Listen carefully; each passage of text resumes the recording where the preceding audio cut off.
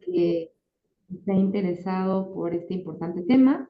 Es un esfuerzo que hacemos para promover el autocuidado, para promover en el marco del Día Mundial del Cáncer, ¿verdad? Tenemos el honor de tener a nuestro invitado, nuestro ponente el día de hoy es el doctor Diego Iván Juárez González. Entonces, pues la verdad que hacemos estos esfuerzos para tener a estos invitados de muy, muy buena calidad para dar información sobre temas interesantes. Entonces, seguimos conectándonos, seguimos teniendo más invitados y eso me alegra mucho, pero podemos ir empezando con la información del centro. ¿Les parece? Para antes de empezar con el webinario, me gustaría que todos estemos enterados de un poquito de la labor que hace el CITA. Este es un pequeño bracito del Instituto Politécnico Nacional y una de sus labores también es promover ese tipo de pláticas, promover y difundir este tipo de información muy valiosa a través de nuestros comités, ¿verdad? Nuestros comités culturales, de género, de salud, de protección civil, y bueno, esta es una de las acciones, la primera del año. Y si me permiten, vamos a empezar con un pequeño video de un poquito de lo que hacemos aquí en el CITA Veracruz. Si me ayudan mis compañeros.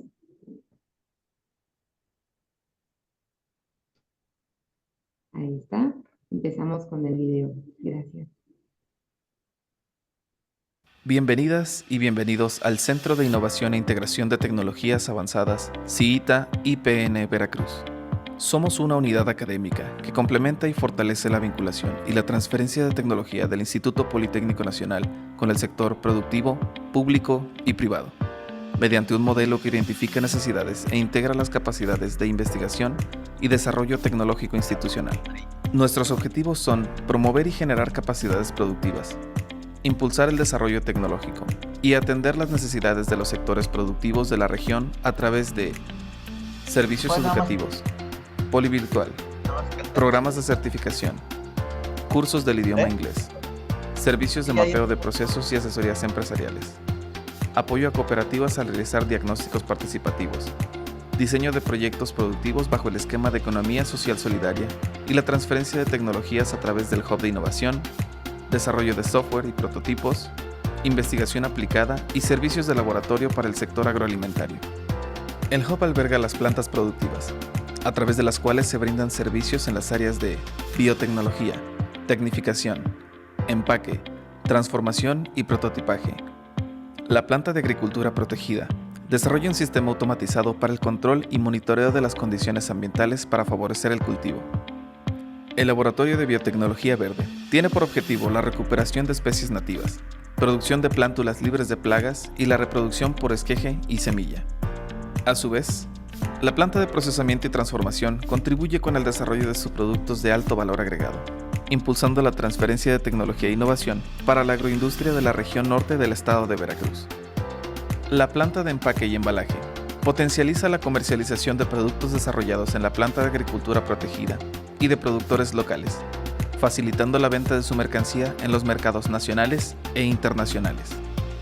Finalmente, la unidad de innovación impulsa el desarrollo a través del diseño y la construcción de prototipos para la agroindustria mediante el uso de software, impresión 3D y maquilado de piezas mediante control numérico computarizado con el fin de atender las necesidades del sector.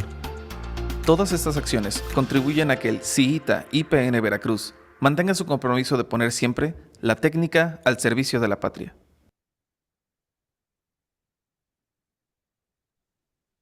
Listo. Gracias. Y bueno, ahora que ya tenemos un poquito más... Bienvenidas y bienvenidos al Centro de Innovación e Ahí, gracias. La anterior, por favor. Ahorita esos son avisos parroquiales que en un ratito más, terminando la presentación, vamos a abordar, pero regresando a la introducción del ponente, pues bueno, a nombre de nuestro director, el maestro Francisco Javier Picasso Castañeda, tenemos el honor de tenerlos hoy para este primer webinario. Regresamos a la primera, por favor, de nuestro ponente. Por favor. Am, bueno, me gustaría darle la palabra ahora sí a nuestro ponente, a nuestro invitado el día de hoy, el doctor Bien, anterior, la primera, por favor, la de introducción. bien. Anterior, la primera. La primera dice, Sí, por favor. esa. No, la primera, la de introducción. Para darle, esos los avisos los vamos a dar al final, una vez terminada la conferencia, platicando un poquito sobre la metodología. La primera, la de inicio, ¿Cuál es la primera? esa lo vamos a presentar al final, una vez que haya terminado la sesión. Vamos a dar unos avisos parroquiales. Este, Buenas tardes, José Luis. Estamos todavía recibiendo gente, conectándose. La primera, ¿me ayudan poniendo la primera, la de antes del video? Por favor. La de bienvenida. Anterior, la primerita, antes del video, Bienvenido. antes. Bueno, creo que la de bienvenida del doctor, me gustaría ya dar inicio con darle la palabra al ponente. La de, la de bienvenida, sí, la de bienvenida, para ya darle la palabra al ponente. Bueno, me gustaría agradecerles a todos su tiempo, agradecer ese tiempo que están tomando por informarnos, ¿Yo por quería? tomarnos este tiempo. Esa, mira, la bienvenida. Sí, Ah, vamos a darle la palabra ahora sí y vamos a empezar con nuestro webinario. Una vez terminado nuestro sí webinario, le di. pasamos a responder preguntas y respuestas y ahora sí unos pequeños avisos parroquiales por parte del centro y pues bueno, vamos a estar mandando ahí, podemos estar mandando las preguntas a través del chat, las vamos a responder al final de la sesión y pues también vamos a estar compartiendo el link para que todos se puedan estar registrando y recibir su constancia de participación por parte del CITA. Y bueno, ahora sí procedo a leer un poquito sobre nuestro ponente, compartir un poquito sobre el doctor Diego Iván Juárez González, quien es médico radiooncólogo y bueno, él egresado de la Universidad Veracruzana, cuenta con una especialidad en radiooncología por parte de la UNAM. Con respecto al ámbito profesional, se encuentra laborando en el Hospital de Especialidades número 71 e imparte clases en la especialidad de radiooncología de la misma unidad médica, quien además cuenta con una certificación por parte de la Universidad Francisco de Vitoria en la ciudad de Madrid. Esto lo avala como experto en radioterapia, braquiterapia guiada por imagen en el tratamiento de tumores ginecológicos. Y bueno, el día de hoy está aquí para hablarnos un poquito sobre el diagnóstico temprano. Nos va a platicar sobre los retos para la salud en México, el por qué es importante empezar con este autocuidado. Y bueno, eso es un espacio para que resolvamos dudas, para que nos informemos y bueno, agradecemos mucho de nuevo a nuestro ponente, quien está muy abierto a explicarnos, a platicar del tema, a contarnos desde su especialidad, ¿verdad? Desde su profesión. Entonces, pues bueno, esperemos que todos aprendamos mucho. Recordemos que podemos poner las preguntas vía chat y seguimos conectándonos, entonces no importa, vamos a empezar. Le quiero dar la palabra al ponente. Usted dígame, doctor. Sí, hola, buenas tardes. Buenas tardes. Muchas gracias por la invitación y encantado de estar nuevamente trabajando con ustedes acerca de esta fecha tan importante que fue el 4 de febrero, el Día Internacional contra el Cáncer. Correcto. Déjenme compartir la pantalla. Creo que ya me dieron la oportunidad. Perfecto. Comenzamos. Sí, Gracias, doctor. déjenme. Listo. Ok. Entonces ahí ya estoy compartiendo la pantalla. Me comentan si se ve bien. Entonces, la fecha conmemorativa es el 4 de febrero, fue el pasado martes. Prácticamente la iniciativa se generó a partir de las organizaciones internacionales y regionales para la salud. Esto con la finalidad de concientizar a la población en general acerca de las medidas preventivas y también de las que se pueden tomar por parte de tanto la población en general como de los profesionales de la salud para hacer un diagnóstico temprano del cáncer. ¿Por qué esto es un problema de salud pública en México? Más adelante lo voy a enfatizar para cada enfermedad. Sin embargo, el problema mayormente en nuestro país es que la mayoría de los casos diagnosticados con cáncer se presentan en etapas avanzadas y esto tiene muchas implicaciones. En primer término, para la salud del paciente, mientras más temprano se detecte una enfermedad, más posibilidades hay de curación. La mayoría de los pacientes que se detectan en etapas tempranas del cáncer tienen posibilidades mayores del 80-90% de tener una curación. Sin embargo, conforme se presenta el cáncer en etapas más avanzadas, estas posibilidades de curación van disminuyendo. Lo que se puede hacer es convertir una enfermedad en crónica, así como ya se trata la diabetes y la hipertensión arterial. Sin embargo, esto genera costos importantes para el sistema de salud en México. Recordando un poco la definición del cáncer, el cáncer es un grupo de enfermedades que se caracterizan por la multiplicación descontrolada de células que pueden infiltrarse en el tejido corporal normal. Todos dentro de nuestro organismo tenemos células en distintos tejidos, órganos y sistemas, ya sea del sistema pulmonar, de la piel, del sistema intestinal, sistema nervioso central, etcétera. Cada célula tiene una posibilidad de estarse multiplicando de manera normal. Esto con la finalidad de mantener un equilibrio en el cuerpo, que se cumpla la función y eventualmente conforme el individuo crece, también entra en un proceso de envejecimiento normal. Sin embargo, cuando alguna célula, debido a un factor, puede ser interno o externo, tiene errores en su proceso de división celular, se genera una célula anormal que puede dar origen al cáncer. En cada etapa de la vida, nosotros podemos tener un riesgo de alguna enfermedad, el cual es inherente al estar vivo. Sin embargo, hay factores modificables, tanto de las personas como del ambiente, que pueden ayudar a disminuir el riesgo de alguna enfermedad como esta. ¿Cuál es la magnitud del problema? A nivel mundial, el cáncer contribuye significativamente a la morbilidad y mortalidad de la población. Estas cifras van a variar dependiendo de cada región. Los países más desarrollados generalmente tienen menores tasas de enfermedad para ciertos tipos de cánceres y también su mortalidad es disminuida. En México, de acuerdo al estudio publicado por Beltrán Tiveros, en 2019 hubieron 221,000 casos nuevos y cerca de 105,000 muertes por cáncer en general. Hay distintos tipos de cánceres. Más adelante vamos a hablar de los principales que afectan a hombres y mujeres. Sin embargo, lo que es alarmante es que de 1990 a 2019, el número de casos nuevos se incrementó entre 10 a 436%.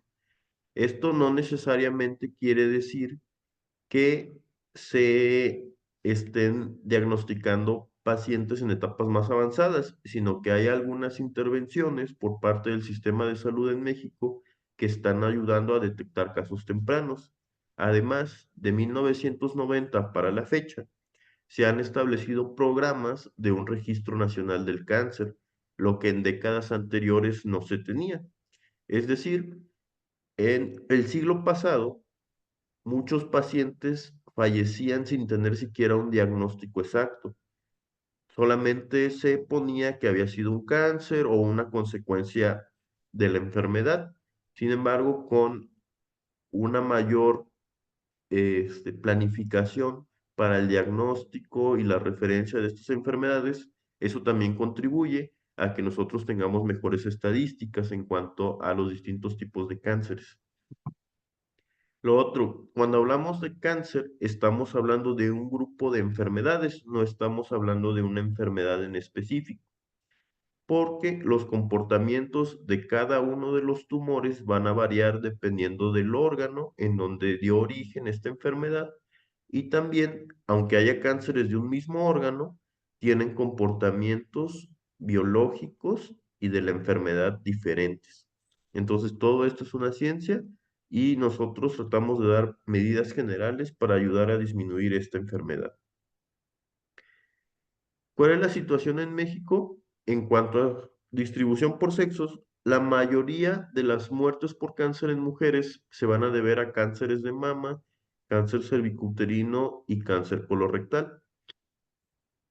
En los últimos años, las décadas, ha habido un cambio en cuanto a la distribución de la población y en cuanto a cómo se están presentando los principales cánceres.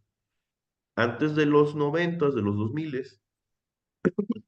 perdón, la mayoría de la población que tenía este diagnóstico se debía principalmente a cáncer cervicuterino. Sin embargo, ha habido una transición epidemiológica, así la llamamos nosotros, porque de ser el cáncer cervicuterino la primera causa de muerte y de diagnóstico de cáncer en mujeres, pasó a ser el cáncer de mama.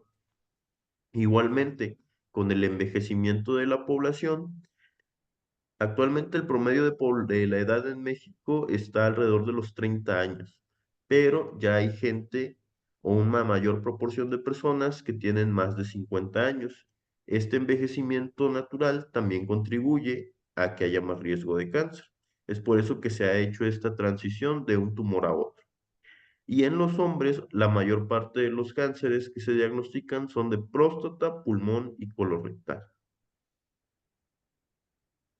En cuanto al cáncer de mama, hace unos meses, en octubre, estábamos en el mes de concientización para diagnóstico y tratamiento del cáncer de mama.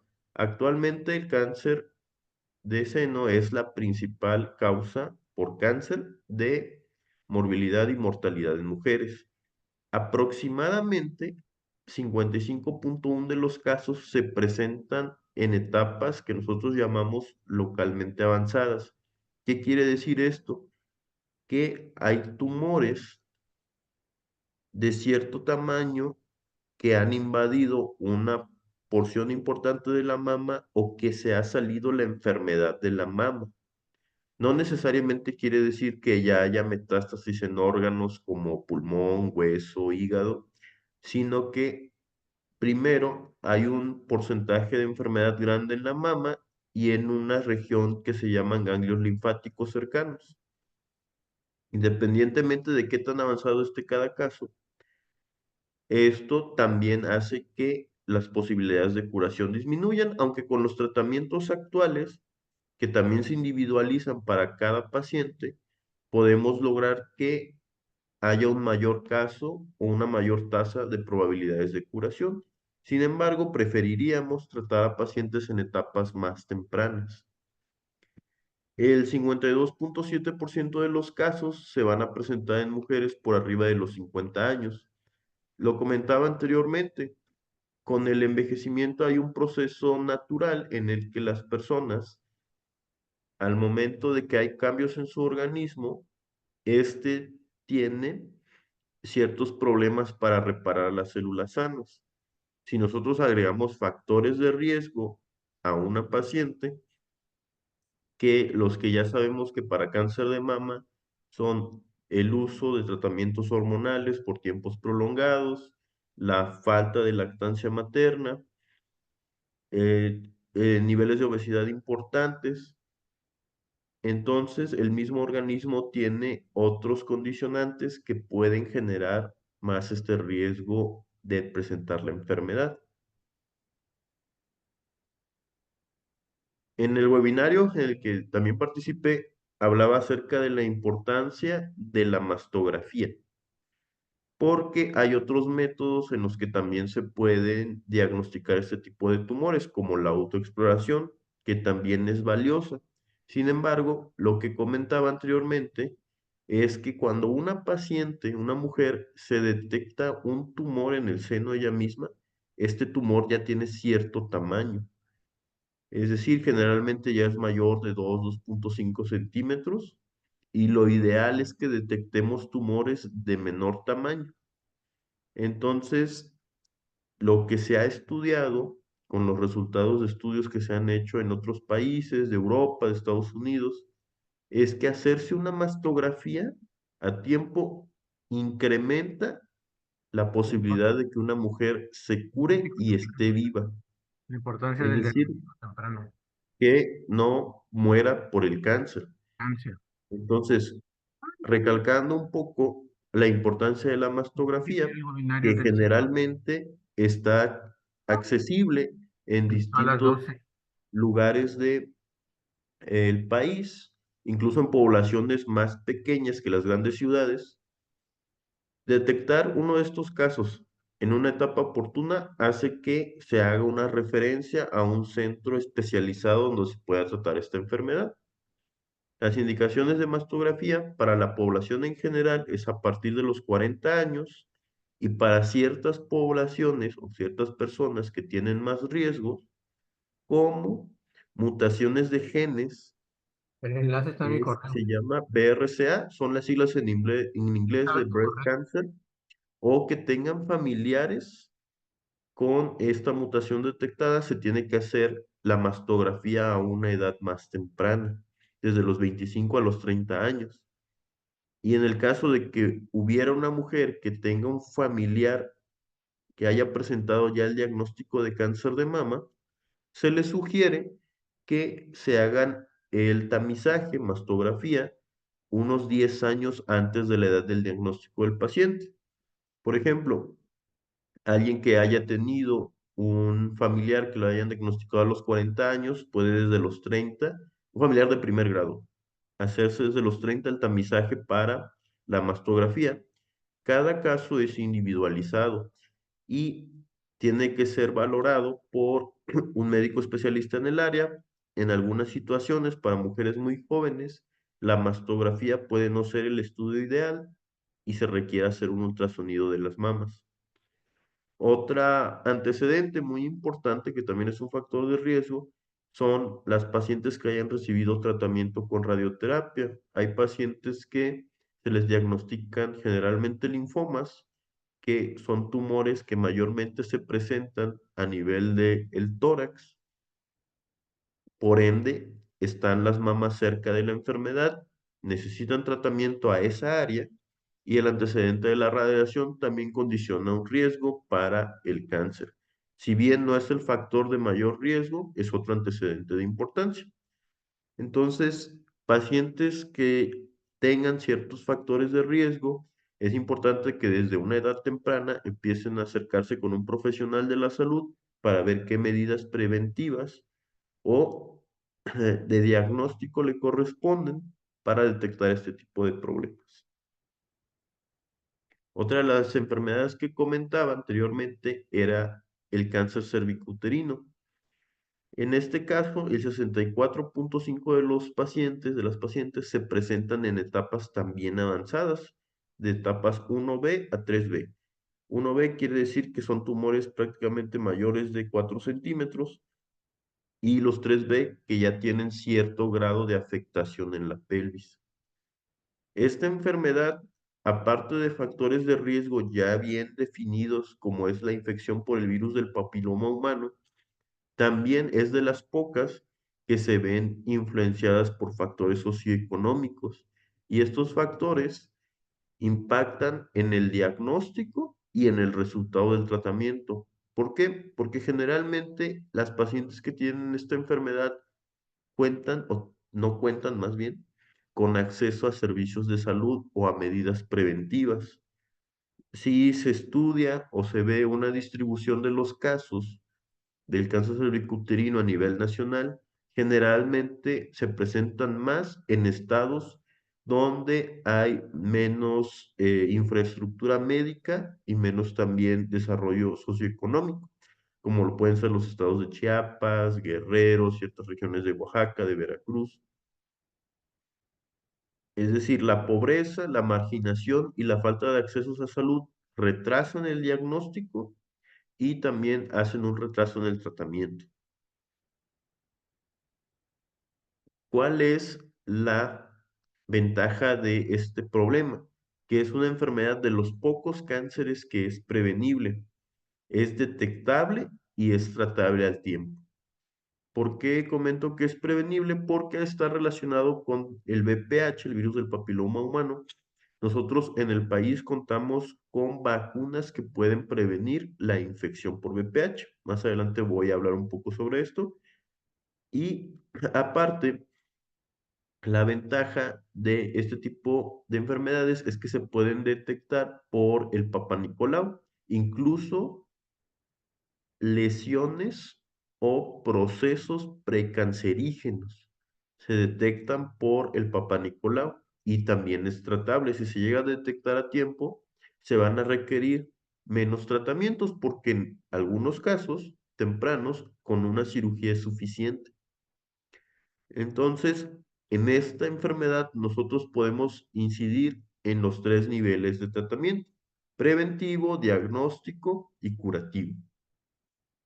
La ventaja también de este tipo de tamizajes es que el Papá Nicolau prácticamente es una herramienta sencilla, disponible en varios centros de salud y que nos ofrece muy buenos resultados. La mayor parte de los encargados de hacer este tipo de tamizajes no requieren un entrenamiento o un adiestramiento especial, solo una capacitación, enseñarles la técnica de cómo se hace de forma correcta y eso nos puede o nos ayuda más bien a detectar, incluso les comentaba, enfermedades precancerosas, preinvasoras. Entonces, en cuanto a prevención, pues contamos con la vacuna contra el VPH. Actualmente, a nivel mundial, hay 3 vacunas que previenen la infección por el virus del papiloma humano.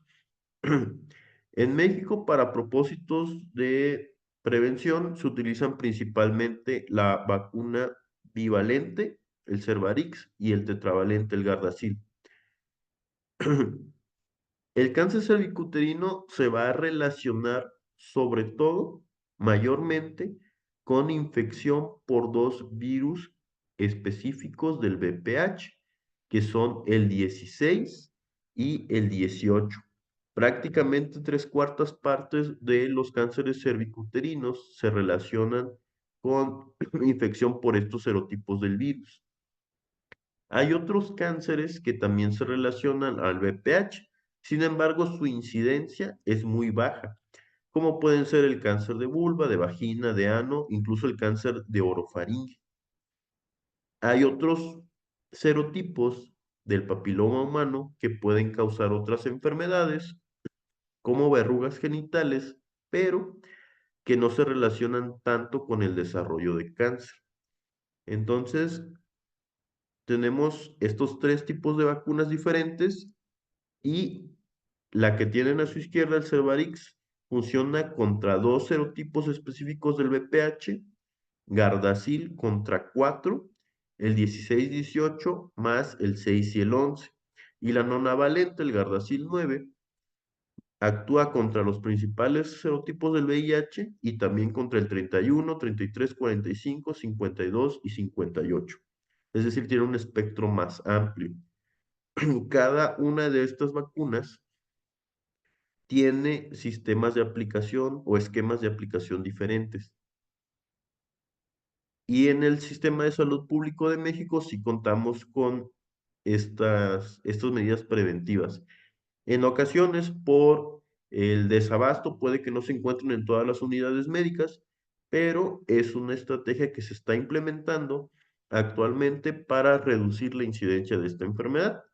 Con el desarrollo y lo que ocurrió, por ejemplo, hace unos años, debido a la infección, la pandemia del COVID-19, sí hubo una mayor disminución, hubo una disminución del uso de las vacunas, de la vacunación. Sin embargo, se espera que estas medidas preventivas tengan un impacto dentro de unos años.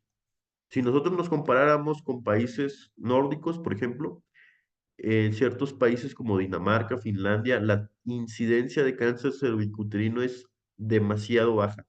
Esto debido a que desde hace varios años se están implementando la vacunación masiva contra el VPH. En México todavía estamos en ese proceso de implementar la vacunación, por lo que nuestros resultados esperamos verlos dentro tal vez de una década o 2 décadas. En cuanto al esquema disponible actualmente de vacunación contra el VPH, esto se va a colocar en vía intramuscular en el brazo, no dominante de las niñas principalmente. Como todas las vacunas, tiene efectos o reacciones secundarias que generalmente son bien toleradas, como puede ser una fiebre leve, febrícula, dolor en el sitio de la inyección, que también haya un poco de enrojecimiento en el área donde se aplica la vacuna, pero en general los efectos secundarios graves son muy raros. También hay que valorar si hay algún antecedente de alergia a algunos de los componentes de la vacuna. La población blanco principalmente son niñas de primero y segundo de secundaria o 13, 14 años no escolarizadas, independientemente de si van o no a la escuela. Esta es la población en la que tenemos que hacer más énfasis en la vacunación.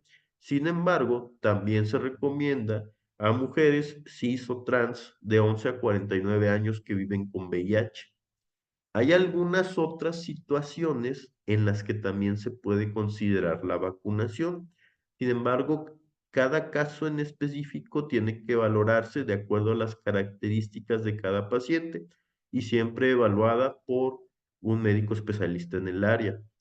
Por ejemplo, una mujer que ya tenga más de 20 años también puede ser candidata a la vacunación por VPH. Por ejemplo, si esta mujer no ha tenido relaciones sexuales, no tiene una vida sexual activa al momento de la edad, o que, por ejemplo, haya tenido solamente una pareja sexual que no haya tenido la infección por VPH.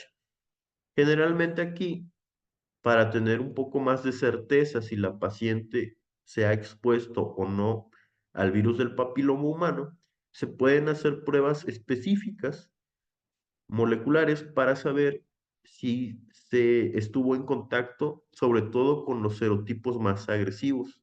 Si una paciente, por ejemplo, de 25 años, solo había tenido una pareja sexual, ya tiene vida sexual activa, no tiene el antecedente de la vacunación y se descarta que haya estado en contacto con virus de alto riesgo, también puede ser candidata a la vacunación, incluso gente de mayor edad. Ahora, aquí tocando un poco el tema del papiloma humano, que está un poco fuera del propósito de la plática, pero la mayor parte de las infecciones por papiloma humano se pueden resolver sin necesidad de un tratamiento. Sin embargo, hay casos en específico donde hay reinfecciones o esas infecciones no se resuelven de manera espontánea. El mismo cuerpo no las puede eliminar, pero en algunos casos el cuerpo no las elimina. Es donde hay más riesgo de presentar la enfermedad. Otra situación, la inmunidad por la vacuna no es permanente, no va a ser por toda la vida.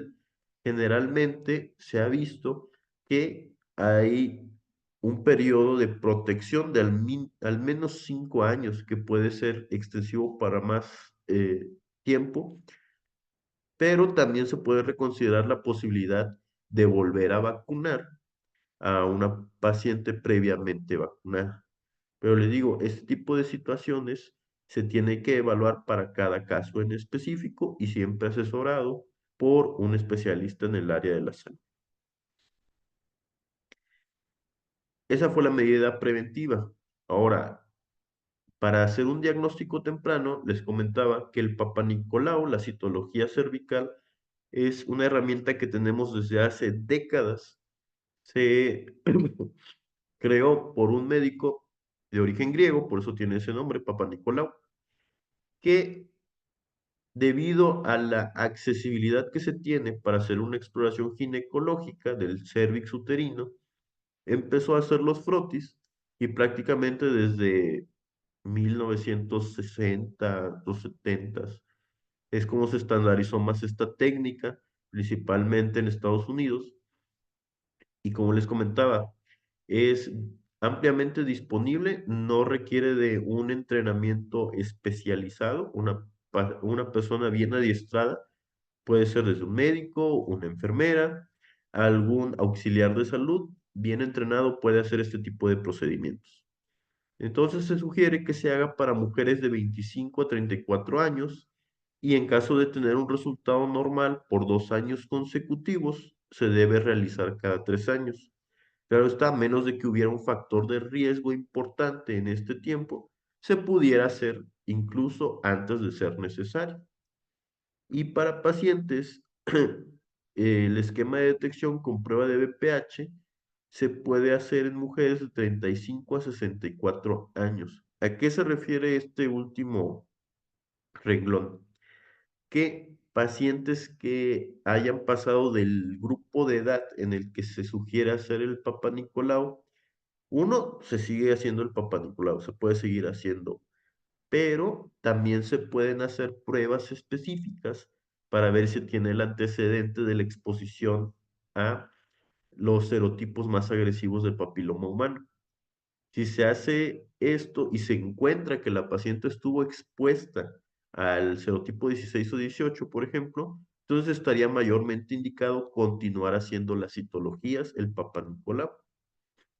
Pero en el caso de que se haya descartado, incluso se puede estar siguiendo el tamizaje cada 3 años.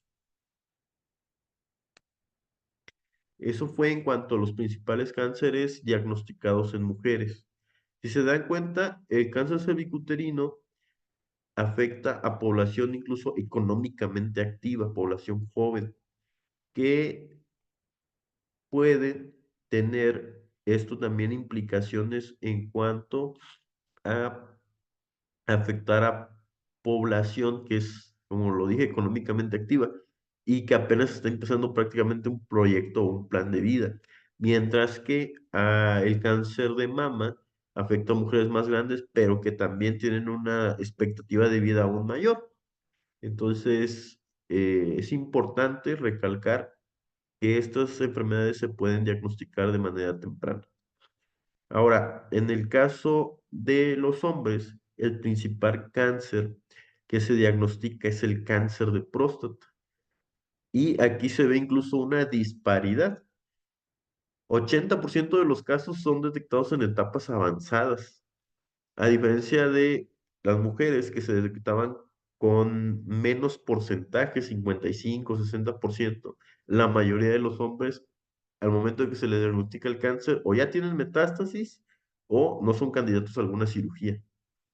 Entonces, esto tiene algunas implicaciones culturales por la idiosincrasia de los hombres en México, que eso también se ha estado cambiando. Y también llama mucho la atención porque, aunque este estudio es viejo, fue de 2009, actualmente nosotros ya contamos con estrategias para detectar esta enfermedad a tiempo. Incluso, prácticamente es un estudio de laboratorio que también se encuentra ampliamente distribuido a nivel nacional. ¿Cuál es este? La realización del antígeno prostático. El antígeno prostático es una proteína que se puede detectar en la sangre. Este estudio de laboratorio se puede empezar a realizar en los hombres de entre 45 a 50 años. Generalmente, nosotros tenemos a lo largo de la vida valores de antígeno prostático que es esperado que conforme nosotros avancemos en la edad, este antígeno tenga un incremento. Sin embargo, generalmente es un incremento muy leve. Entonces, podemos a este grupo de pacientes hacerles el antígeno y al menos tener un antígeno que nosotros llamamos basal. Es decir, tener una referencia de en cuánto estaba su valor de antígeno. Y a partir de los 40 años también se recomienda a hombres con factores de riesgo, afrodescendientes que tengan algún tipo de mutación, estos casos afortunadamente son los menores, o historia familiar de cáncer de próstata. Y se sugiere que a partir de los 50 años se esté haciendo cada 2 años. El protocolo para ya hacer el diagnóstico requiere para todos los casos una biopsia confirmatoria y descartar que haya otras causas de elevación del antígeno prostático, como pueden ser infecciones. Otra enfermedad que afecta a la población masculina es el cáncer de pulmón. Y en este caso todavía tenemos cifras menos alentadoras. 98% de los casos de cáncer de pulmón se diagnostican en etapas avanzadas y de estos, 76,3% del total prácticamente llegan con metástasis. A diferencia de todas las enfermedades anteriormente comentadas, el cáncer de pulmón es el cáncer más letal.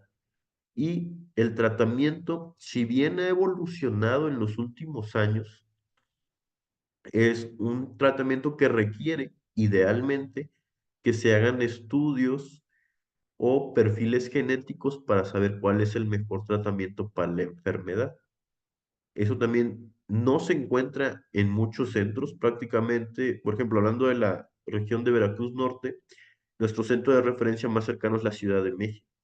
Entonces, mucha gente no tiene acceso a mandar muestras para que se les hagan los estudios correctos y que se vea cuál es la mejor opción de tratamiento. Eso asumiendo que la persona también por decisión propia desee tratarse, porque como lo comento, la mayor parte de los pacientes debutan o son diagnosticados con metástasis, lo cual, dependiendo del sitio de la metástasis, también afecta ya la calidad de vida y la posibilidad de que se le pueda dar un tratamiento que prolongue la supervivencia del paciente. ¿Cuál es la ventaja de esto? Que la estrategia para disminuir el cáncer de pulmón es: uno, no fumar; dos, no fumar; tres, no fumar. O sea, prácticamente la mayor parte de los casos se relacionan con el uso de tabaco. Si bien los cigarros tienen otros componentes cancerígenos o hay alternativas diferentes al cigarro, como fumar el tabaco natural o uso de cigarrillos electrónicos, esos también tienen implicaciones para el desarrollo de cáncer. Entonces, la estrategia más efectiva para disminuir la incidencia de esta enfermedad es no fumar. Y en aquellas personas que fuman, que suspendan el tabaquismo. Hay centros y profesionales de la salud especializados para ayudar a los pacientes a dejar este hábito. Consiste en distintas intervenciones: sustituir la nicotina por parches, por presentaciones vía oral, consejería, psicoterapia e igualmente el uso de algunos medicamentos para disminuir los niveles de ansiedad. Se le llama craving por sus siglas en inglés. Bueno, es el nombre en inglés, no son siglas. Que presentan estos pacientes debido a que ya tienen una adicción al tabaco. Sin embargo, sí es posible suspender el hábito tabáquico. Claro que requiere tanto la decisión o la voluntad del paciente como una supervisión y tratamiento médicos adecuados. Y en las personas no fumadoras también que disminuyan la exposición a humo de tabaco. Esta cultura ha cambiado en las últimas décadas, donde ahora ya contamos con espacios libres de humo de tabaco, lo cual es una política que se ha implementado de manera efectiva. Yo recuerdo que incluso hace unos años, cuando estaba en la facultad, mis maestros eran los que llegaban fumando, ¿no? Y la Universidad Veracruzana, pues, ya prácticamente es un espacio 100% libre de humo de tabaco. Incluso si ustedes ven películas de el siglo pasado, hasta los doctores fumaban en el hospital. Y hacia mediados de 1950 se recomendaba incluso de manera positiva que se fumara. Sin embargo, prácticamente esto, al momento en que se relacionó completamente como causante del cáncer de pulmón, es un hábito que se tiene que prácticamente abandonar. Y esperamos que en algunos años ya sea una mínima cantidad de población que tenga este tipo de conductas. Creo que se trabó. Ah, ok. Entonces, para la detección del cáncer de pulmón, en aquellas personas que hayan tenido el antecedente, se recomienda que las personas que tienen de entre 50 a 80 años de edad, que sean fumadoras activas o que hayan dejado de fumar en los últimos 15 años y que tengan un, IT significa índice tabáquico, Es decir, que hayan tenido un consumo alto de cigarrillos, más de 20 paquetes por año. También con ese antecedente tienen que ser referidas a una institución de salud para que se les hagan medidas preventivas. En este caso, ay, no sé si se perdió la diapositiva o ya no lo puse, también hay tamizaje específico. Se hacen tomografías de baja dosis de radiación de manera preventiva para detectar casos de pulmón en una etapa temprana. Si tenemos un paciente de 60 años que no ha dejado el hábito de tabáquico, independientemente de que sea o no un gran consumidor, pudiera ser un candidato a que se le hagan esos estudios para detectar a tiempo el problema de cáncer. Y como lo menciona la diapositiva, en caso de pacientes que hayan tenido un hábito tabáquico alto, aunque ya no sean fumadores activos, también pueden ser candidatos a que se les haga esos estudios. Ahora, ¿cuáles son las medidas que están en nuestro control y que nos ayudan a disminuir el riesgo de un cáncer? Uno, evitar fumar, evitar el uso de cualquier producto de tabaco. Dos, que nuestros hogares estén libres de humo de tabaco. Realizar actividad física de forma regular. El ejercicio tiene muchos beneficios, incluso al evitar el sobrepeso y la obesidad, si bien no es el factor de riesgo más importante para un cáncer, sí se relaciona no solamente con que se desarrolle un cáncer, sino en algunos casos, al evitar el sobrepeso y obesidad, también disminuye el riesgo de que regrese un tumor. Se sugiere una alimentación saludable, alta en fibra, sobre todo es fibra, frutas y verduras para una enfermedad en específico, que es el cáncer colorectal. De este ya no hablé tanto porque no hay una estrategia bien definida de cómo hacer el tamizaje o la detección oportuna, salvo en los pacientes que tengan muchos factores de riesgo, como el antecedente de cáncer de colon. Reducir el consumo de alcohol. El alcohol es perjudicial a distintos niveles. Tiene efectos neurológicos, efectos en el sistema gastrointestinal, en el sistema hepático. Entonces también evitar el abuso en el consumo de alcohol. En el caso específico de tumores de piel, también hay que evitar exponernos de manera prolongada al sol y en el caso de ser necesario, utilizar bloqueador solar. Incluso cuando estemos en actividades como vacaciones, preferentemente siempre tener el protector solar, el cual es específico o el factor de protección varía en cada persona porque hay personas que son más sensibles o más vulnerables a el daño por la exposición al sol. En el caso de las mujeres, la lactancia reduce el riesgo de cáncer de mama, aparte de que también tiene beneficios en el desarrollo inmunológico del recién nacido. Las otras medidas preventivas son que haya una vacunación contra el VPH y el virus de la hepatitis B. El virus de la hepatitis B, aparte de que desarrolla cierto tipo de cirrosis, también se relaciona con cáncer hepático, que afortunadamente es muy raro. Y participar en programas de tamizaje organizados. Son los que comenté anteriormente. Mastografía, Papa Nicolau, detección de antígeno prostático, pacientes fumadores también pueden ser referidos para hacer una detección por medio de tomografía. Son las estrategias bien estudiadas que han demostrado resultados y que ayudan a disminuir el riesgo de los principales cánceres que afectan a la población mexicana. Para terminar, el cáncer es uno de los principales problemas de salud pública en México.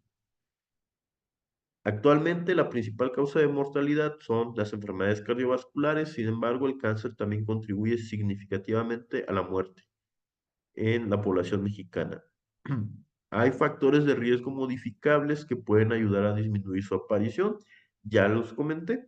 Llevar una vida lo más sana posible es lo que nos va a ayudar de manera general a disminuir no solo la incidencia de cáncer, sino de otras enfermedades como diabetes, hipertensión, dislipidemia, colesterol alto, etc. Enfermedades hasta articulares. El acceso al diagnóstico y tratamiento tempranos disminuyen la mortalidad y también hay medidas preventivas como la vacunación para evitar la frecuencia de este tipo de enfermedades. Entonces, por mi parte, por el momento sería todo. No sé si hayan algunas preguntas o algún comentario. Y así es, doctor. Muchas gracias por todo el material, toda la información de valor que nos está compartiendo. Y en efecto, muchas preguntas muy interesantes que esperemos poder compartir con usted. Y pues bueno, ver su punto de vista también, porque hay preguntas de todo tipo. Empezamos con las preguntas. Em, Traemos preguntas desde, por ejemplo, esta. Luis Ernesto Meraz Díaz nos pregunta, ¿qué papel juega la tecnología en la mejora de los procesos de diagnóstico temprano? Y si existen innovaciones recientes que se estén implementando en el país. La tecnología es muy importante. Entonces, han habido avances en cuanto a técnicas, uno, para, por ejemplo, eliminar la infección por el VPH, también para mejorar los procesos en el diagnóstico y el desarrollo de más equipo médico en cuanto a software y hardware para hacer el diagnóstico temprano. Sin embargo, en algunas situaciones en específico, debido a las diferencias regionales en México, no contamos con la tecnología disponible para la cantidad de población suficiente que hay en el país. Pero sí se está intentando mejorar en ese aspecto. En cuanto a innovaciones recientes, lo más, no sé, lo más vanguardista que se esté manejando en el país, ¿algún comentario, doctor? Si es en cuanto a la prevención, pues prácticamente es la distribución de la vacuna.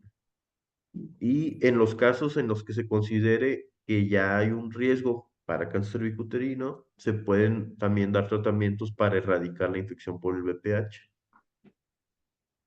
Cada enfermedad tiene innovaciones tecnológicas, entonces hay algunas que afortunadamente no han cambiado y que siguen siendo muy accesibles y ampliamente difundidas, como las que comenté anteriormente. No. Ok, tenemos otra pregunta que va un poquito de la mano en cuanto a cómo se puede mejorar el acceso al diagnóstico temprano en las comunidades marginadas o rurales que comentaba en su momento. Esta es una situación muy particular. En específico, la enfermedad que más afecta a las poblaciones marginadas son el caso del cáncer cervicuterino y también se detecta cáncer de mama en etapas avanzadas. Entonces, esto depende fundamentalmente de las organizaciones de salud. Pueden ser el sistema de salud mexicano, el público, o también asociaciones público-privadas. Por ejemplo, en cuanto a una público-privada que ha trabajado muy bien, ha sido el FUCAM, el Instituto para Detectar Cáncer de Mama, que inició en la Ciudad de México y posteriormente empezó a hacer otras instancias, otras sedes del FUCAM en algunos estados como en Oaxaca, para hacer que la mastografía y la citología cervical llegara a más poblaciones.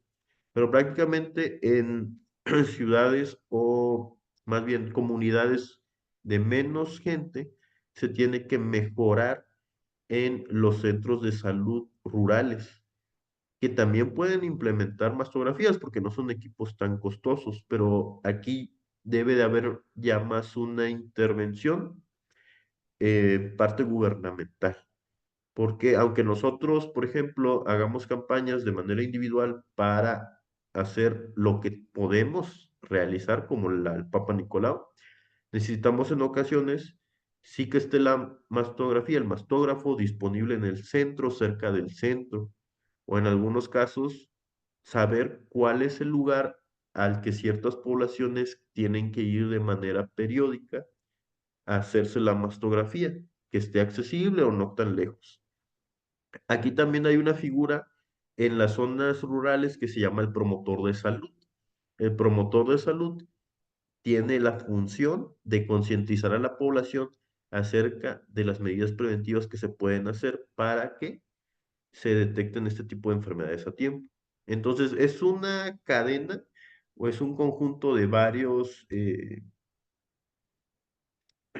especialistas, varios trabajadores de la salud, que no solamente tienen que ser del área médica, para formar una estructura de cómo es que un paciente pueda llegar de manera oportuna a un centro altamente especializado, porque algunas enfermedades sí requieren atención en unidades que idealmente cuenten con toda la infraestructura para atender la enfermedad.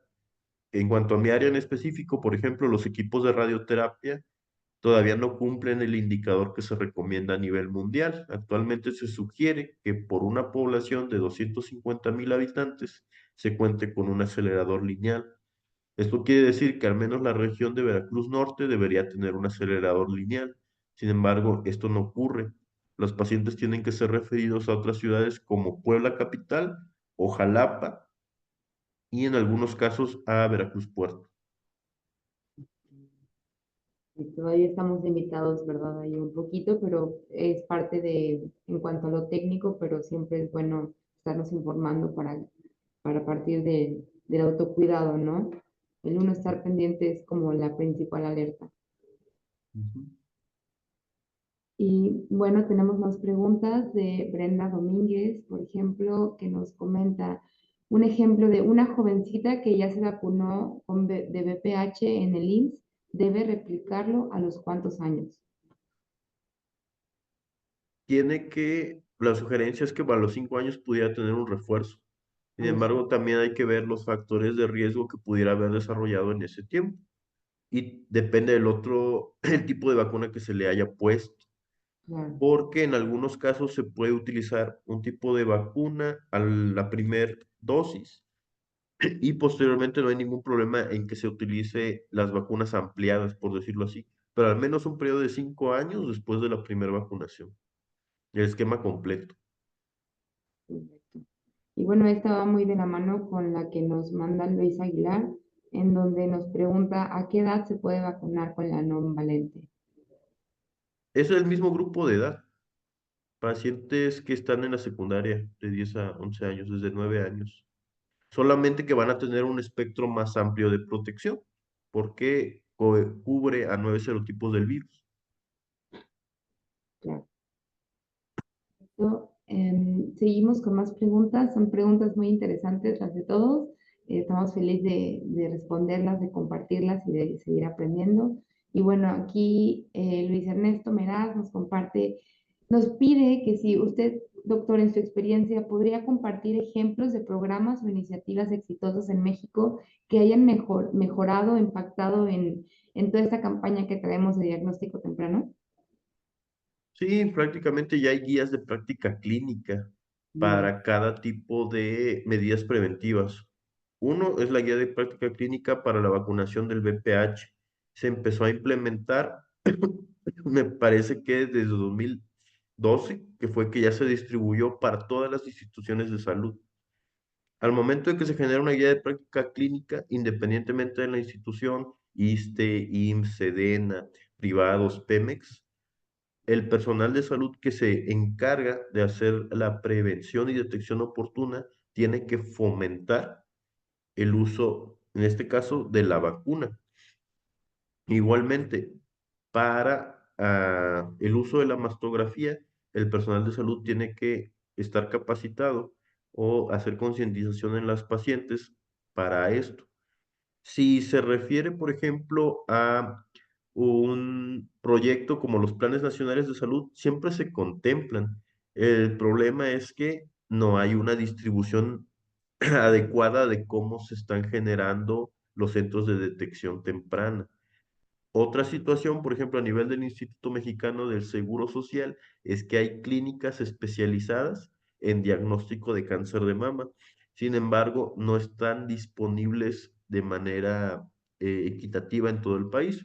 Por ejemplo, me parece que en Veracruz hay una en el puerto, en Coahuila hay una a nivel Saltillo solamente, pero también las instituciones estatales de salud, las que dependen de cada gobierno estatal, tienen clínicas específicas dedicadas a la detección de cáncer de mama.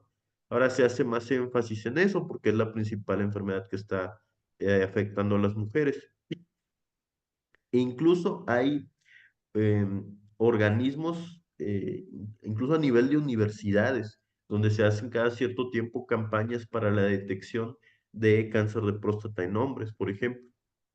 Pero hay proyectos nacionales, federales y proyectos individuales. Prácticamente distintas organizaciones de salud se encargan de fomentar cada uno esto. Pero de manera general, a nivel nacional, sí hay guías estandarizadas de cómo se tiene que hacer para todos los profesionales de salud. Claro. Y bueno, un comentario muy pertinente de Ana Laura Bonilla, le mandamos saludos. Un comentario muy acertado nos dice, la promoción de la salud siempre será la principal alternativa de prevenir enfermedades. Quiero compartir una imagen de la autoexploración de mama en lengua totonacú, que es la lengua que se habla aquí en la zona de Papantla, por si a alguien le interesa, y bueno, nos comparte ahí la infografía, ¿verdad? Que nos brinda accesibilidad a ese tipo de información. Entonces, pues bueno, este es un espacio para eso, justamente, para compartir información, para aprender. Y pues bueno, gracias Ana por compartir esa cartel tan importante. Y nos dice, un problema recurrente en el sistema de salud es que en muchas unidades médicas no funcionan los mastógrafos o las citas son escasas. Y bueno, es un comentario de Ángeles, quien también refuerza esta parte, ¿no? De que no estamos teniendo acceso, a pesar de los esfuerzos, tantos estatales, federales, municipales, de repente nos vemos limitados en ciertas zonas. Y bueno, seguimos con la parte de preguntas y respuestas. Tenemos preguntas interesantes de este lado. En cuanto a la vacuna, hay dudas, doctor, sobre que si la vacuna se puede conseguir gratis, ya que comentan que tienen una experiencia con una conocida de 23 años que en el seguro se la negaron y ella vive con el virus de papiloma humano. Las instituciones de salud tienen la vacuna. Como le comentaba, a veces por desabasto Sí. puede que la unidad médica no la tenga. Sin embargo, también se puede conseguir de manera privada, particular. No les sabría decir exactamente el costo en este momento, pero es otra alternativa. Ahora, si esta persona ya tiene factores de riesgo importantes, aquí, bueno, decir vive con el papiloma humano o tiene la infección por el papiloma humano, habría que ver específicamente qué virus del papiloma humano, porque en este caso, si ya tiene el antecedente por algún estudio, de tener la infección, más que la vacunación, esa paciente sería candidata a que se le haga el Papá Nicolau o una colposcopía para ver si no hay ya una lesión premaligna. Ok, siempre bueno saberlo. Traíamos una pregunta también ahí sobre los costos de adquirirla de manera particular, pero bueno, ya sería acercarse también a su médico, ¿verdad? Y Sí. bueno, traemos otra pregunta aquí por parte de Lisandro que nos dice, ¿qué tan accesibles son las pruebas moleculares para la población? ¿Están disponibles en hospitales a nivel nacional? Son poco disponibles, lamentablemente.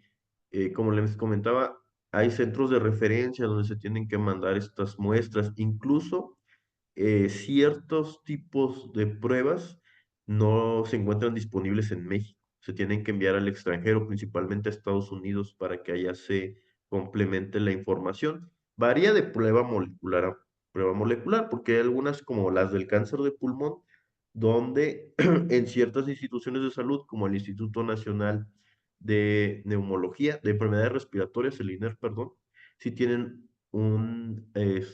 más acceso a este tipo de pruebas moleculares.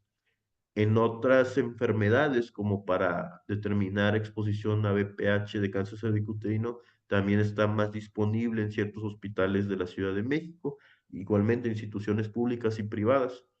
Sin embargo, tendríamos que especificar cada tipo de prueba molecular porque hay algunas que no se encuentran disponibles en México. Ok, correcto, muchas gracias, doctor.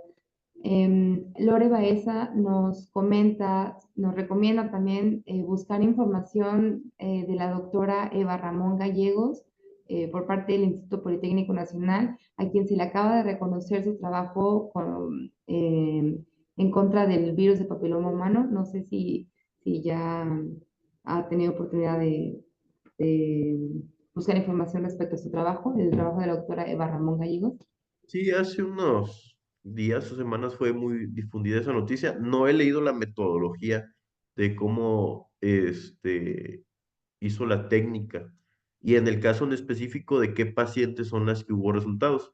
Ahí habrá que afinar un poquito más los detalles para ver qué pacientes sí sería recomendable y cuáles no sería recomendable hacer este tipo de técnicas. Pero habría que profundizar un poquito más sobre ese tema. Es interesante. Claro, sin duda sigue siendo orgullo politécnico su aportación, ¿verdad? Bueno, Lore también nos comenta sobre, ¿es verdad el riesgo de reventar y esparcir cáncer por la realización de mastografías? Nos comenta que leyó en algún lugar que se trabajaba una técnica de detección por un método térmico. No sé si tenga alguna información respecto a esto, doctor.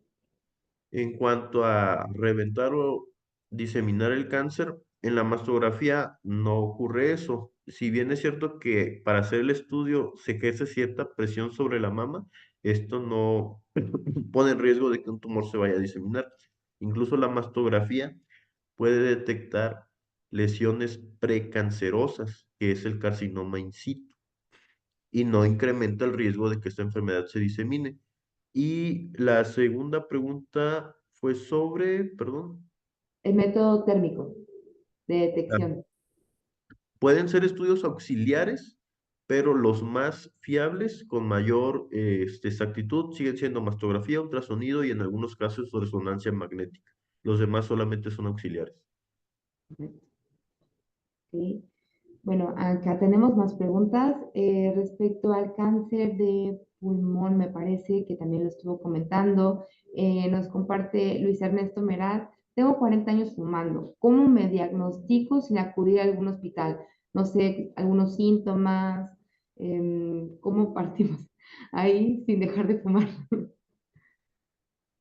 Lamentablemente, si tienes un síntoma por cáncer de pulmón, tu cáncer ya está muy avanzado. Como lo puse en la diapositiva, 3/4 partes de los tumores de pulmón se diagnostican ya con metástasis. Entonces, si tengo el factor de riesgo, sí es prudente que acuda con un profesional de la salud para que me haga el tamizaje con la tomografía. Correcto. Entonces, si somos pacientes fumadores, un tamizaje con la tomografía cada año mínimo. Sí, depende del resultado de la tomografía. Si hay una inicial donde ya se ve algún nódulo sospechoso, bueno, entonces el especialista en salud ya va a determinar cada cuánto se tiene que estar haciendo la tomografía. Si sale limpia, eso no quiere decir que no se tenga que volver a realizar más adelante, Claro. pero es también personalizado porque en algunos pacientes se pueden detectar nódulos milimétricos que ya tengan características de riesgo de desarrollarse en cáncer. Pero eso se tiene que evaluar ya de forma particular. Y para todos los cánceres, al momento de que se está generando un cáncer, un síntoma, quiere decir que ya tiene cierto grado de avance. Es evitar eso, ¿verdad? Hacerlo desde la prevención.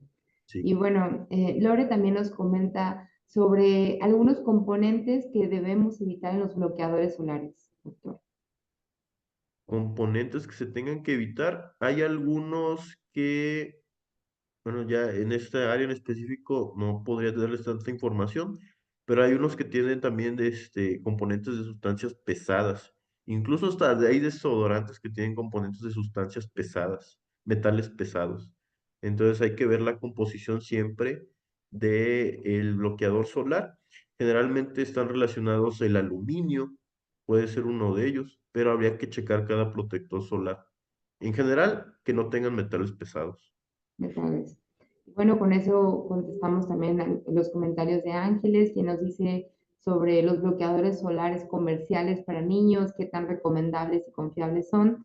Y Ana Laura Bonilla también nos pregunta, ¿qué alternativa podemos darle a la población que no pueda adquirir un bloqueador solar? Ah, bueno, Evitar la exposición prolongada al sol, dependiendo también con los cambios ambientales que hay. Entonces, el índice de rayos UV, al menos aquí en donde estoy, sí se reporta porque es un desierto. Entonces, a ciertas horas la exposición a rayos ultravioleta es mayor. Entonces, si por alguna situación tengo que exponerme al sol en ciertas horas donde hay mayor exposición a los rayos ultravioleta, generalmente después de las 12 después del mediodía, entonces evitar el tiempo que tenga que estar expuesto. Claro, Utilizar siempre, bueno, si se va a estar cachuchas que cubran la frente, que cubran parte de las orejas, porque son áreas particularmente vulnerables al daño solar también. claro.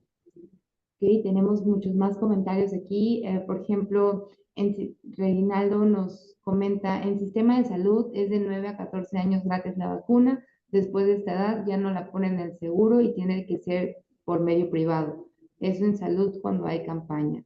Y bueno, reforzando lo que usted nos comentó, ¿verdad? Respecto a la vacuna.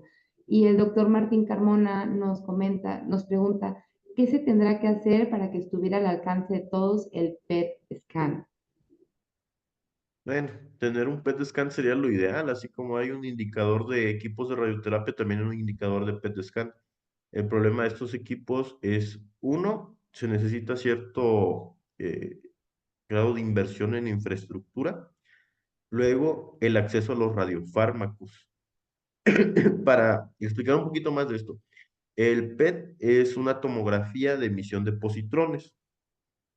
Para hacer el diagnóstico necesita el uso de un radioisótopo, que dependiendo de cada enfermedad en específico, varía el radioisótopo. Entonces es un tema muy aparte. La respuesta en específica es que se necesita más inversión federal y también de la participación estatal y de organismos privados, porque hay ejemplos de asociaciones público-privadas exitosas. Por ejemplo, para colocar el acelerador lineal que está en el Instituto de Investigaciones Biomédicas de la Universidad Veracruzana, se apoyaron por medio de una fundación para obtener fondos y la Universidad Veracruzana ya tenía un área disponible porque anteriormente había una unidad de cobalto. Prácticamente ya se están en desuso, se quiere que salgan esas unidades. Entonces, ahí fue un ejemplo de cómo la cooperación entre la universidad, que tiene un presupuesto autónomo, y una organización privada están generando un beneficio a la población en general, porque ese equipo atiende a personas derechohabientes de instituciones públicas, pero también atiende a particulares.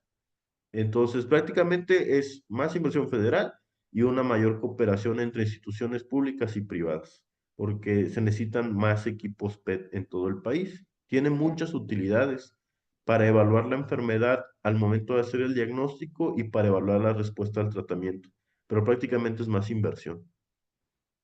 México es de los países que menos invierten porcentaje del Producto Interno Bruto en salud comparado con otros países.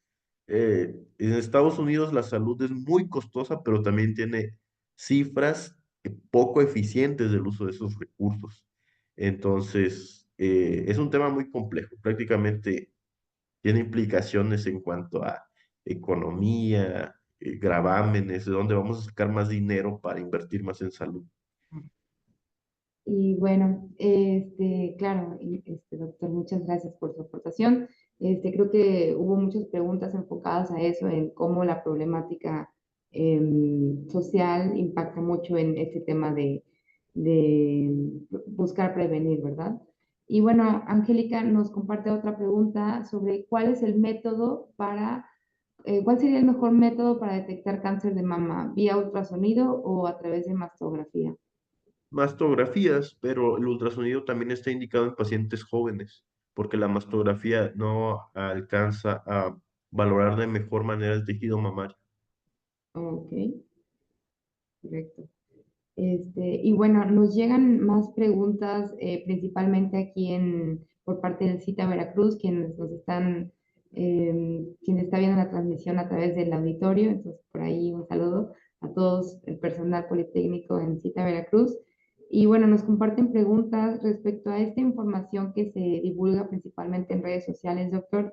Por ejemplo, esta que anuncia una vacuna contra el cáncer creada a través de inteligencia artificial que estará disponible a finales del año y bueno, la nota comenta que fue desarrollada por el gobierno ruso y que promete ser la alternativa contra varios tipos de cáncer. ¿Algún comentario, doctor? No sé. Hay otras vacunas que se han desarrollado en países que sí previenen cánceres específicos. ¿Sí? El problema del cáncer es que es hablar de un grupo de enfermedades. No se puede hablar de el cáncer, porque Claro. como les comentaba, cada cáncer en cada órgano tiene un mecanismo o un proceso de desarrollo diferente. Y sí, hay vacunas para cánceres en específicos, sin embargo, no son o no actúan en contra de los principales cánceres. Generalmente cuando se desarrolla una vacuna nueva, se tiene que, algunos lo aprendimos durante el COVID, desarrollar por etapas, fases de investigación. Entonces, también una vacuna que sea aplicable para una población en específico, como para poblaciones de Eurasia o de África o de Asia Oriental, no necesariamente van a ser aplicables también para la población mexicana. Generalmente la mayoría lo hacen porque las mutaciones y las proteínas involucradas comparten mismas características, pero habría que evaluar siempre la eficacia en un país específico de este tipo de vacunas. Sin embargo, es algo que se tiene que evaluar siempre en una revista a nivel internacional para que los resultados sean reproducibles en otros países siguiendo la misma metodología de cómo se creó la vacuna. Correcto. Gracias, doctor. Y bueno, para cerrar la sesión de preguntas y respuestas de este webinario, me mandan una última pregunta sobre esta información que aparece también vía redes sociales sobre tratamientos de cualquier tipo de cáncer que prometen elevar el sistema inmunológico, que encapsular tumores, eliminar células cancerígenas y prevenir o disminuir efectos secundarios de quimioterapias. ¿Algún comentario respecto a este tipo de información que se divulga en redes sociales, doctor? Habría que analizar la información en específico porque si bien es cierto que tratamientos más novedosos para el cáncer disminuyen los efectos secundarios, también hay que valorar qué tipo de tratamiento es. En oncología pasamos de que se dieron cuenta que el gas mostaza, algo que se usaba en la guerra, atacaba las leucemias, pero ataca todas las células del cuerpo. A desarrollar en los años 80 o 90 medicamentos específicos contra proteínas del cáncer, que en distintas enfermedades ya se está ocupando. Hace unos años, desarrollar un anticuerpo unido a un medicamento. El anticuerpo va dirigido específicamente al tumor, se une, entra en la célula tumoral y ahí actúa el medicamento. O sea, el medicamento ya no va a actuar en todas las células. A procesos más novedosos que no se encuentran disponibles en México, donde al sistema inmunitario se le enseña, por decirlo así, a qué células en específico puede atacar o debe de atacar. Entonces han habido muchas innovaciones en el tratamiento de las enfermedades oncológicas. Y eso es muy importante que cada información se analice en específico porque un medicamento que funciona para una enfermedad no necesariamente va a funcionar para todos los tipos de cánceres. La biología de cada tumor es compleja, es diferente, es un tema muy interesante, pero generalmente ya sería algo muy dirigido a profesionales de la salud. Claro.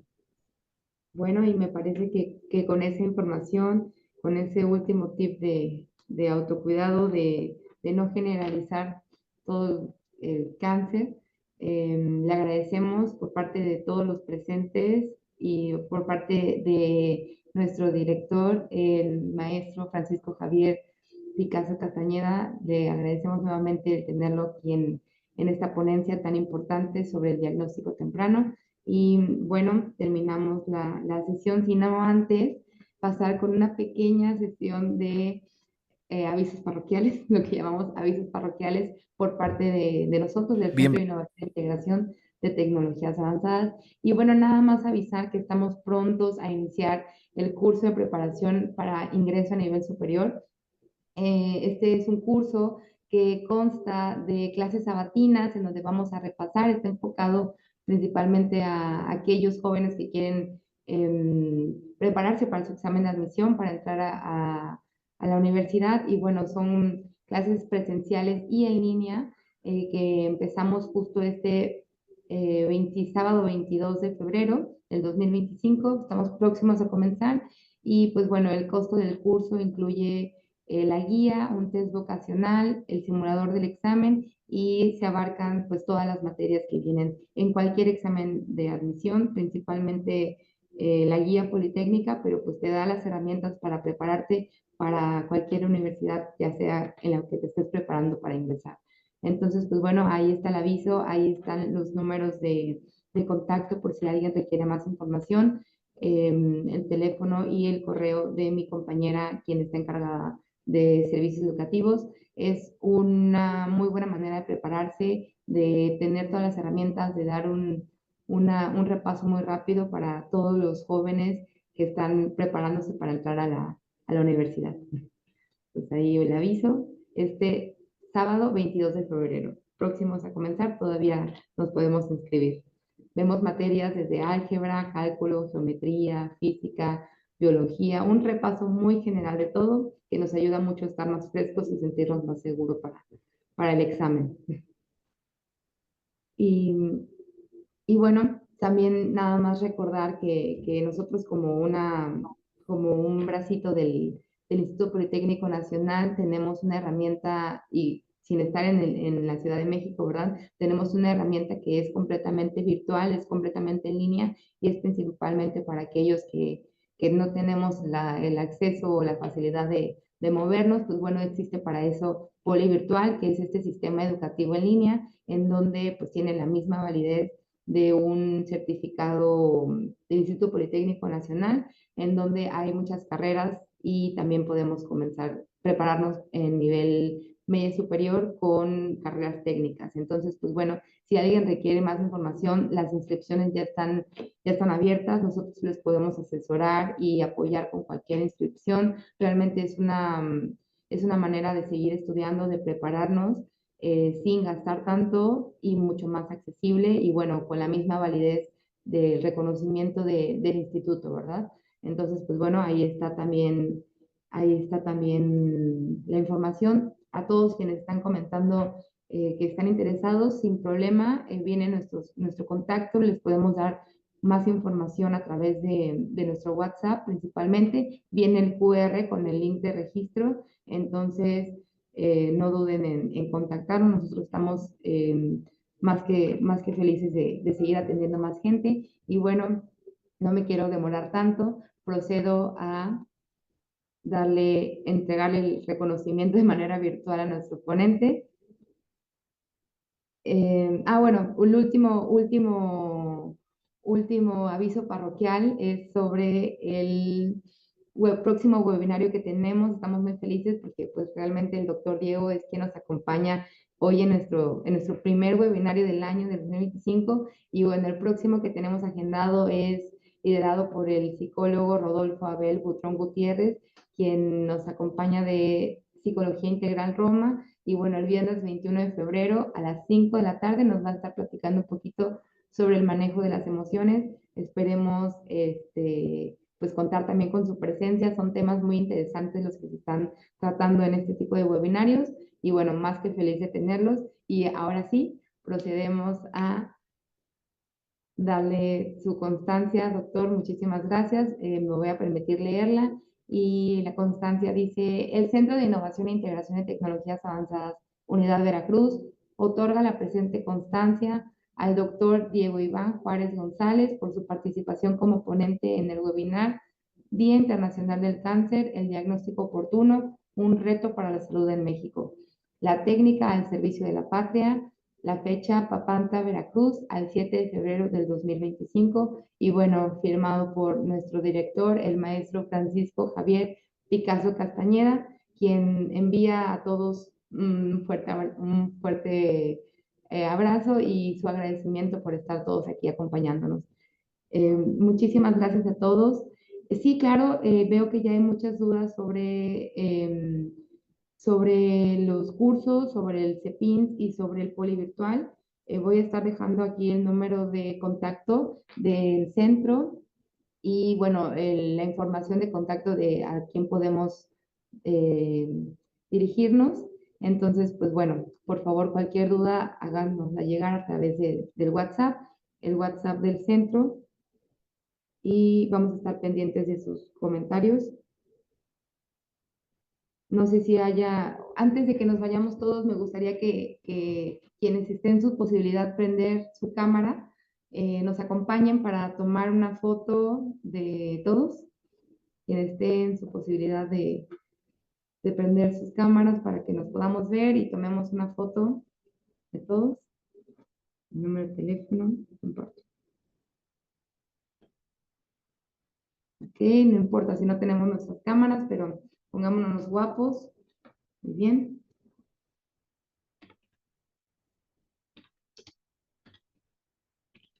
Listo, ¿estamos todos? Muchas gracias a todos quienes están prendiendo sus cámaras y, bueno, quienes no se puede por algún tema, no pasa nada. Muchas gracias, voy a tomar la foto. Whisky. Ok, otra foto.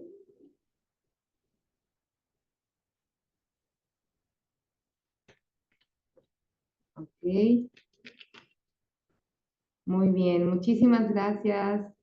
Ya me parece que salimos la mayoría ahí. Y bueno, nos despedimos y les haremos llegar sus constancias a quienes se pudieron inscribir y anotar en el link de registro. Lo voy a estar compartiendo nuevamente. Recuerden, nuestras redes sociales es IPN Veracruz en Facebook. Y bueno, ya estuve compartiendo por ahí el número del centro para que nos puedan hacer llegar sus comentarios. Gracias a las chicas por ahí que están también en el auditorio del CITA por la información.